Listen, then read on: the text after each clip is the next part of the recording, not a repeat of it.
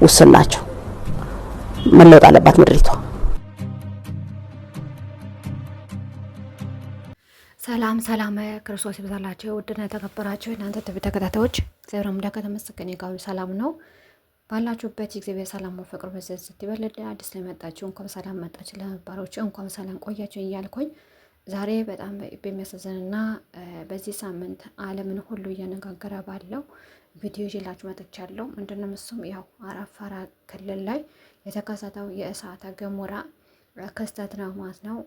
እስካሁን እየበረደ አይደለም፣ ምክንያቱም ቀን በቀን እየጨመረ ነው። እንደውም መጀመሪያ ላይ እንደሰማችሁት አንደኛ ሌቭል ላይ ነው አሁን እየታየ ያለው እና ገና እየመጣ ነው እያሉ ነው። እና ሳይንቲስቶችና እንደምታዩት ሳይንቲስቶችም እያጠኑ ነው።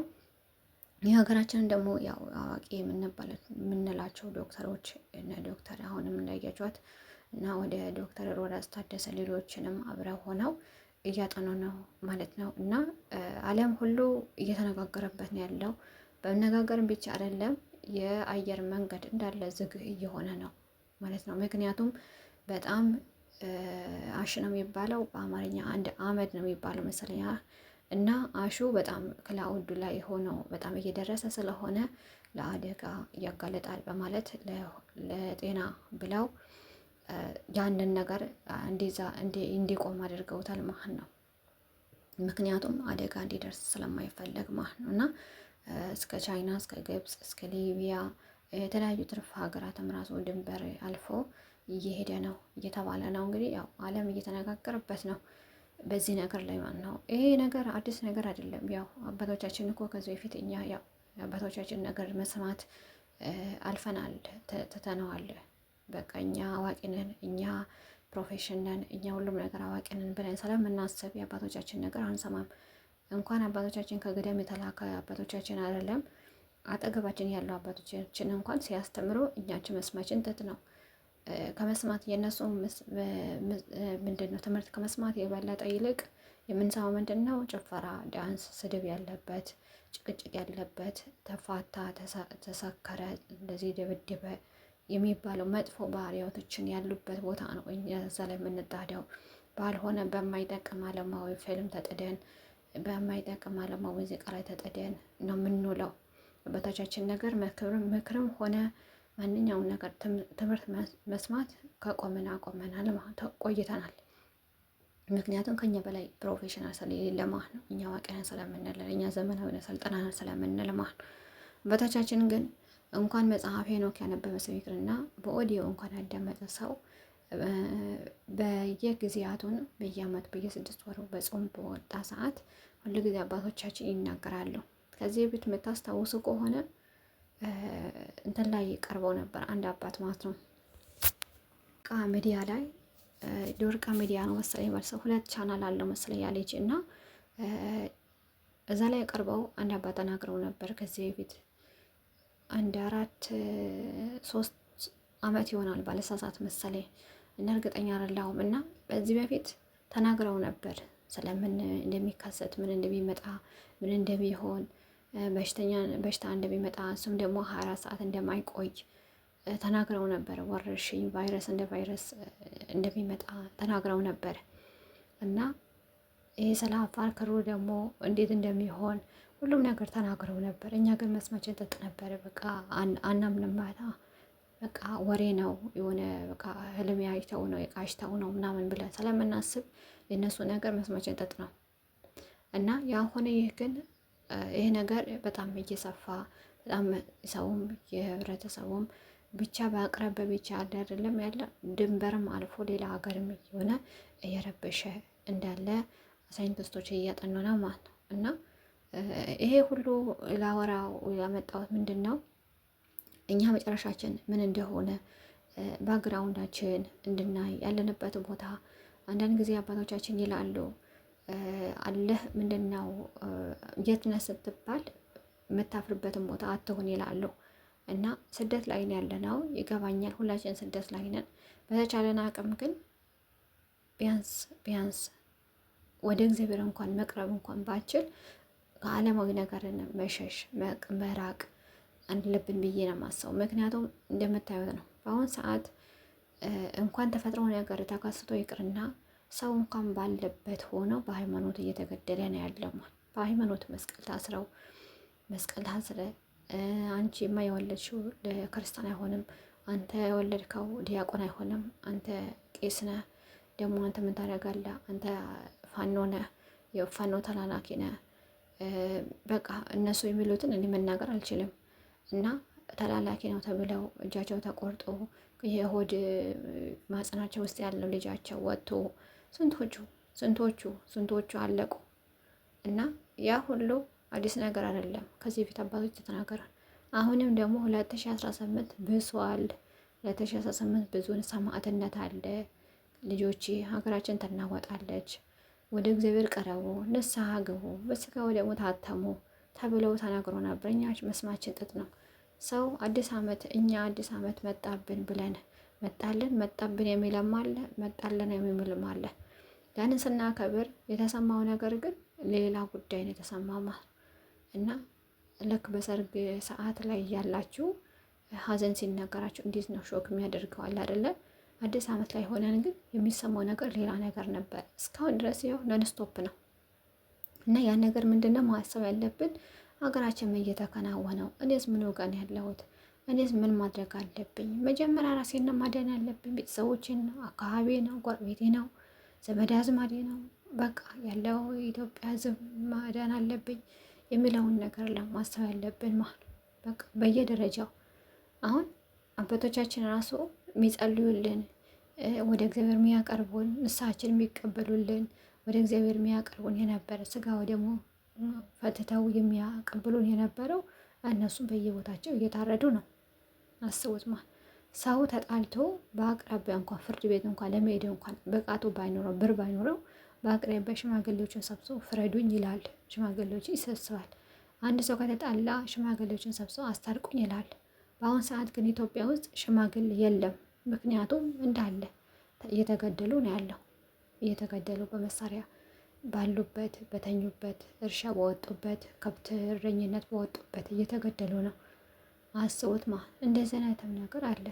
እንዴት ነው አሁን እንዴት ነው አለን ብለን ማሰብ የሚቻለው? ራሱ አለን ራሱ ለማለት እኮ የሆነ ነገር ያስፈልጋል አይደል? የመኖርን ማረጋገጫ የሆነ ነገር ሰርቲፊኬት ያስፈልጋል አይደል? እኛ እኮ ምንም አይነት እኮ ዋስትና እኮ የለንም። ዋስትና ሰርቲፊኬታችን እኮ እኛ ዋስትናችን ነው፣ የመኖራችን ዋስትና ነው ሰርቲፊኬታችን ዋስትና እኮ የለንም። ምክንያቱም የሚታየውና የሚሰማው ነገር ሁሉ ምንድነው ስሪ ባንገት የሆነ ነገር ነው እየታየ ያለው ማለት ነው። በቃ አባቶች የሉም፣ የሃይማኖት አባቶች የሉም፣ ሃይማኖት የሌላቸውም ራሱ አባቶች የሉንም።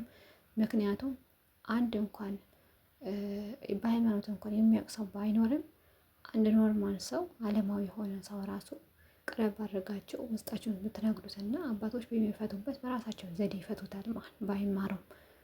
እና ያ ነገር እንዲሆን ያደረገው ምንድን ነው?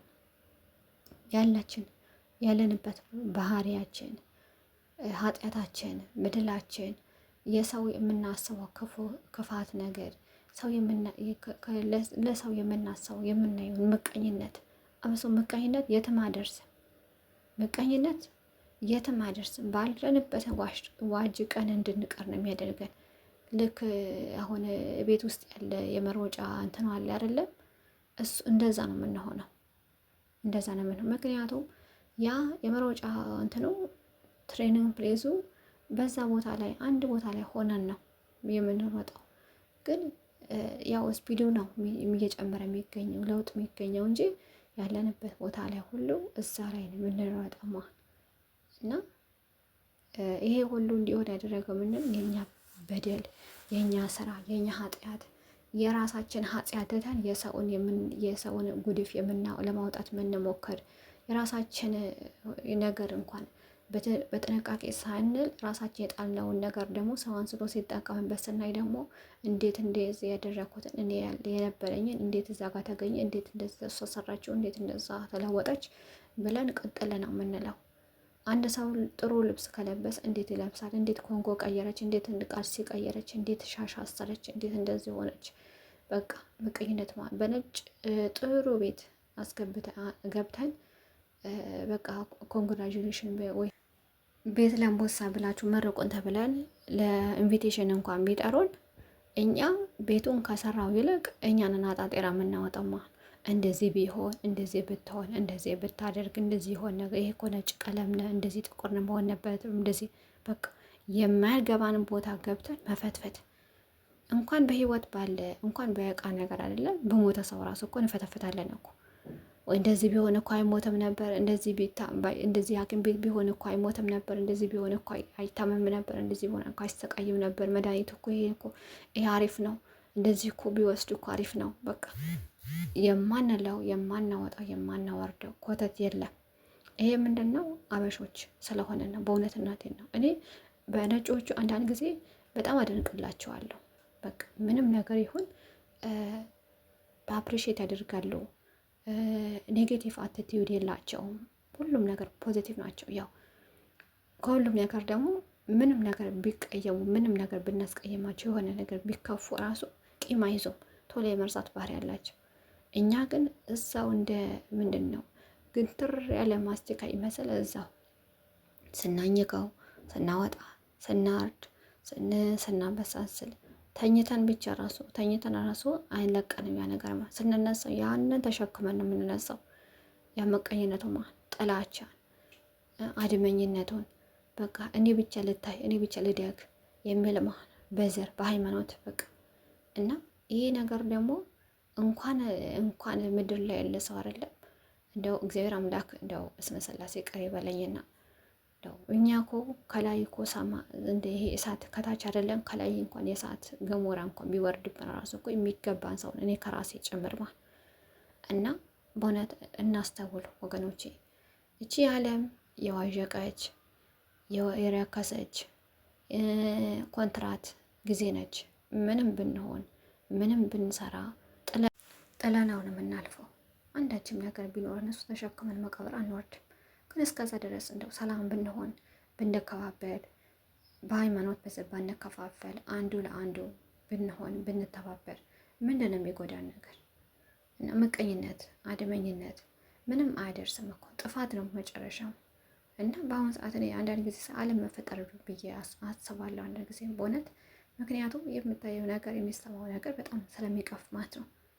እና እግዚአብሔር አምላክ ብቻ ሀገራችን ሰላም ያድርግልን። እኛስ ኃጢአታችን በደላችን በራሳችን ያመጣነው ነው ይሄንን ሁሉ የሚከናወነው። ህጻናቶች ግን ምን የሚያውቁት ህጻናቶች ግን በእኛ ኃጢአት በእኛ በደል ግን ሲወቀሱ እንደዚህ አይነት ቦታ ላይ ሲሆኑ በጣም ያሳዝናል።